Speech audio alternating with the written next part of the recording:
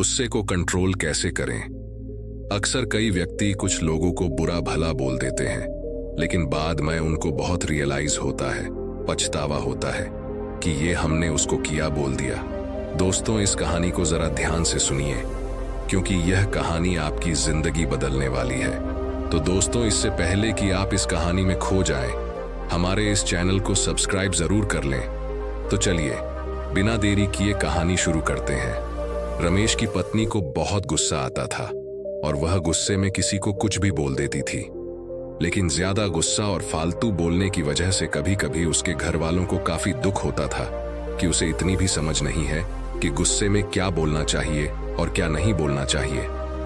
लेकिन गुस्सा करने के बाद जब उसका गुस्सा शांत होता, तब वह आके माफी भी मांगती कि मेरे से बहुत बड़ी गलती हो गई, मुझे क्षमा करें, आगे से मैं ऐसा बिल्कुल नहीं करूंगी। लेकिन इतना करने के बाद भी उसका गुस्सा कभी खत्म नहीं होता था और वह हर छोटी छोटी बात पे गुस्सा और हर छोटी छोटी बात पे चीजों को काफी गुस्से के बोलना उसकी आदत बन गई थी। उसके गुस्से से उसके घर वाले बहुत परेशान थे और न चाहते हुए भी इसका इलाज उनको नहीं मिल रहा था। एक समय के बाद गांव एक व्यक्ति ने उन्हें बताया कि नगर में एक महात्मा आए हुए हैं, सुना है उनके पास हर समस्या का समाधान है। आप सब क्यों अपनी बहू को लेकर उन महात्मा के पास जाइए, क्योंकि वह सुना है कि वह हर समस्या का समाधान बड़े ही आसानी से और सरलता से बता देते हैं। अगर आप सब वहां पर जाएं तो निश्चय ही आपकी समस्या का समाधान मिलेगा।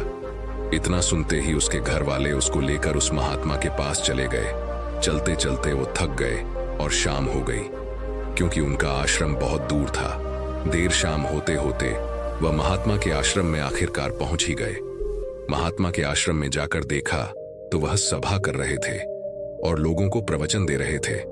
सभा खत्म होने के बाद उन्होंने महात्मा से पूछा कि महात्मा, यह मेरी बहू है, इसे बहुत गुस्सा आता है, कृपा करके इसका कोई समाधान बताएं, क्योंकि इसे बहुत गुस्सा आता है और फिर जब गुस्सा आता है तब यह किसी को नहीं देखती।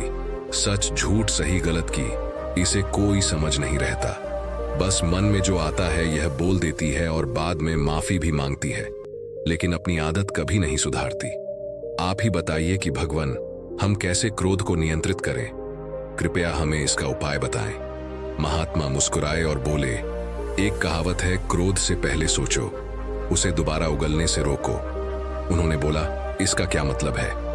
आप जरा खुल के ही बताइए, हमें यह बात समझ में नहीं आ रही। महात्मा फिर मुस्कुराए और बोले, मैं तुम्हें एक कहानी सुनाता हूं। यह कहानी निश्चय ही तुम्हारे सवालों के सारे जवाब दे देगी। एक समय की बात है, एक छोटे से गांव में एक बुढ़िया रहती थी। उनका नाम धनिया था। धनिया बहुत ही प्यारी और दयालु महिला थी, लेकिन एक समस्या उनके गुस्से की थी। वे छोटी छोटी बातों पर बहुत जल्दी गुस्सा हो जाया करती थी। जब उसे गुस्सा आता तो कभी नहीं देखती उसके सामने कौन है और कौन नहीं। वह सबको गुस्से में अपने से छोटा ही समझती थी। बुढ़िया जितनी गुस्सैल थी उतनी ही लालची थी। उसके मैं में धन और पैसों को लेकर अपार लालच था। एक समय बुढ़िया के पास खाने को कुछ नहीं बचा और वह पैसे भी नहीं कमाना नहीं चाहती थी, तो उसके मन में तरकीब सूझी। उसे याद आया, गांव में मेला लगा है, क्यों ना इस मेले से कुछ लाभ लिया जाए। धनिया ने सोचा कि यह एक अच्छा मौका है कि उनके गुस्से को कुछ सीख मिले। उन्होंने गांव के लड़कों को बुलाया और कहा, मेरे पास एक चुटकुला है, अगर तुम मुझे हंसाओगे तो मैं तुम्हें एक सिक्का दूंगी, लेकिन अगर तुम मुझे हंसा ना पाओगे तो तुम्हें मुझसे 2 सिक्के देने होंगे। अब बुढ़िया अंदर ही अंदर बहुत खुश हो रही थी कि इन बच्चों को बेवकूफ बनाकर अब मैं पैसे भी कमा लूंगी और मेरा काम भी चल जाएगा। इन्हें भला क्या पता लगता है, बच्चे तो वैसे ही चुटकुला से हंसते हैं। लड़के राजी हो गए। धनिया ने चुटकुला सुनाना शुरू किया, परंतु उनकी बुद्धि इतनी तेज थी, वे सब उस बुढ़िया के बारे में अच्छी तरह जानते थे कि वह लोगों को बेवकूफ बनाती है और वह धन की कितनी लालची है। इसलिए सभी लड़के मिलकर पहले से ही प्लान बना लिए थे कि हमें इसके चुटकुले पर हंसना नहीं है और जो मर्जी हो जा, हमें बेवकूफ नहीं बनना है। बुढ़िया ने उन लड़कों से पूछा, क्या तुम सभी तैयार हो? लड़कों ने जवाब दिया, हाँ बिल्कुल, हम सब तैयार हैं, आप चुटकुला सुनाओ। फिर बुढ़िया ने एक मजेदार चुटकुला सुनाया, लेकिन किसी भी लड़के ने थोड़ी सी भी हंसी नहीं निकाली। बुढ़िया थोड़ी सहमी, लेकिन उसे 2 सिक्के डबल देने थे, इसीलिए उसने दे दिया। उसके मन में उपाय आया। उसने मन ही मन सोचा, अगले बार वो इससे भी बेहतर चुटकुला सुनाएगी और पक्का सबको हंसा के ही मानेगी। इस बार बुढ़िया ने फिर एक चुटकुला सुनाया, लेकिन इस बार भी कोई लड़का नहीं। अब बुढ़िया थोड़ी गुस्से में आ गई। वह जितनी बार भी चुटकुले सुनाती, गांव में से कोई भी लड़का नहीं हंसता। उन्होंने फिर धनिया के चुटकुले पर हंसने के बजाय अपनी हंसी को दबा लिया। उसके बाद धनिया ने एक बार फिर कोशिश की और फिर बार बार, लेकिन हर बार उनके पास 2 सिक्के देने ही पड़े। अब उसके पास कोई चारा नहीं बचा। अंत में बुढ़िया ने जीतने भी सिक्के लिए थे, उन लड़कों को दे दिए और वहां से रोते रोते चली गई। उसने सबक लिया कि आज के बाद वो गुस्सा करना छोड़ देगी। इससे धनिया ने सीख ली कि गुस्सा करने से केवल नुकसान होता है। उन्होंने गुस्से को कम करने का निर्णय लिया और अब उनके गुस्से की बारीकी से संभाल रखते थे। उन्होंने समझ लिया कि हंसी और प्रेम के माध्यम से वे अपने आप को और अपने आसपास के लोग को खुश रख सकती थीं। उसकी ज्यादा लालच और ज्यादा बोलने की वजह से उसने खुद के पैर पर कुल्हाड़ी मारी थी और अब उसने सभी सारा कुछ गंवा दिया। उसके पास अब पक्षचाताप करने को भी कुछ नहीं बचा। अंत में वह खाली हाथ घर को लौट गई। इस कहानी को सुनकर लड़की के माँ बाप ने बोला, महाराज, अब आप ही बताइए, गुस्सा को आखिर कम कैसे किया जाए? आप जो बोलेंगे हम निश्चय ही करेंगे। संत ने कहा, अब मैं तुम्हें जो बातें बताने जा रहा हूं उसे तुम ध्यान से सुनो, क्योंकि यह बातें तुम्हारी जिंदगी बदलने वाली है। कम गुस्सा रखने के कई फायदे होते हैं जो हमारे स्वास्थ्य, संबंध और मानसिक स्थिति को सुधार सकते हैं। 1.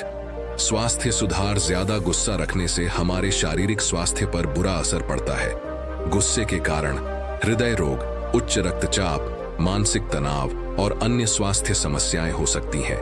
यह सच है, ज्यादा गुस्सा इंसान को बीमार बना देता है और ज्यादा गुस्सा करने से इंसान चिड़चिड़ा भी बन जाता है और एक गुस्से वाला इंसान हमेशा अंदर से बीमार ही रहता है। कम गुस्से से शारीरिक स्वास्थ्य सुधरता है।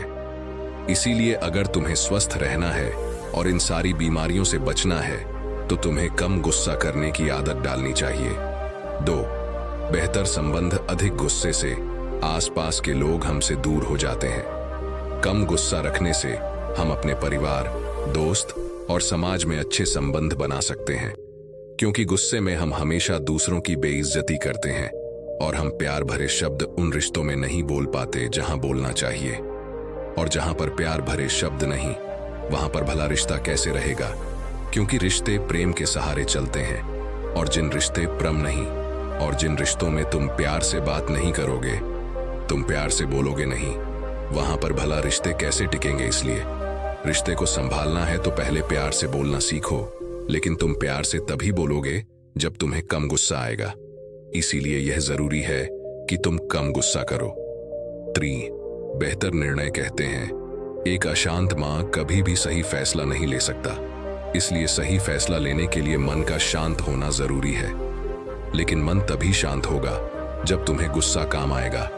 जब तुम्हें गुस्सा आएगा तो मन हमेशा तुम्हारा अशांत रहेगा। फिर भला तुम ही बताओ, तुम सही फैसले कैसे ले सकते हो? और जब तुम सही फैसले नहीं लोगे तो भला वह जिंदगी का मतलब क्या है? तुम्हारा अस्तित्व ही क्या रह जाएगा? इसीलिए सही फैसले हमारे जिंदगी को बनाते हैं। गुस्से में हम अक्सर उचित निर्णय नहीं ले पाते हैं। कम गुस्सा रखने से हम ठीक से सोच सकते हैं और बेहतर निर्णय ले सकते हैं। 4. मानसिक शांति। जब हम कम गुस्से में होते हैं तो हमारी मानसिक स्थिति पर अच्छा प्रभाव पड़ता है। कम गुस्सा रखने से हमारी चिंता कम होती है और हमें शांति का अनुभव होता है। ज्यादा होने से हम अक्सर उच्च स्थितियों में नुकसान उठाते हैं। कम गुस्सा रखने से हम अपनी उच्च स्थिति और सम्मान बनाए रख सकते हैं। इन सभी फायदों से स्पष्ट है कि कम गुस्सा रखना हमारे जीवन को कई तरह से सुधार सकता है और हमें एक सकारात्मक और स्वस्थ दिशा में ले जा सकता है। इतना सब सुनने के बाद लड़के ने कहा, मुझे समझ में आ गया कि कम गुस्सा होने के कितने सारे फायदा हैं। आप अब कृपा करके आप मुझे यह बताइए कि गुस्सा को कम किया कैसे जाए क्योंकि अभी के लिए यह सवाल जरूरी है। फिर महात्मा ने बोला, तो सुनो। उन्होंने कहा, अभ्यास, ध्यान और चुप रहना। अगर तुम तीनों चीजों को करोगे तो तुम निश्चय ही गुस्से पर विजय पालोगे। जब भी तुम्हें लगे कि तुम गुस्सा करने वाले हो तो तुम बस 10 सेकंड के लिए बोलने से पहले चुप रहो। अपने मन को यही बताओ और समझो कि तुम 10 सेकंड कुछ नहीं बोलोगे। उसके बाद तुम वहां से हो सके तो चले जाओ गुस्से में।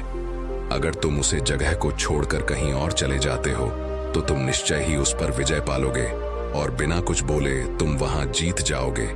और यह तभी होगा जब तुम ध्यान करोगे और जब तुम हर दिन इस बात का प्रयास करोगे। अगर तुम ऐसा कर पाते हो तो तुम्हारी विजय निश्चित है। फिर उस लड़के ने महात्मा का धन्यवाद कहा और वहां से चला गया। तो दोस्तों, आज की ये कहानी आपको कैसी लगी हमें कमेंट करके बताएं और अपने दोस्तों और परिवार को शेयर करें। और ऐसी कहानियां सुनने के लिए हमारे इस चैनल को सब्सक्राइब जरूर कर लें। मिलते हैं नेक्स्ट वीडियो में, तब तक के लिए अपना ख्याल रखें।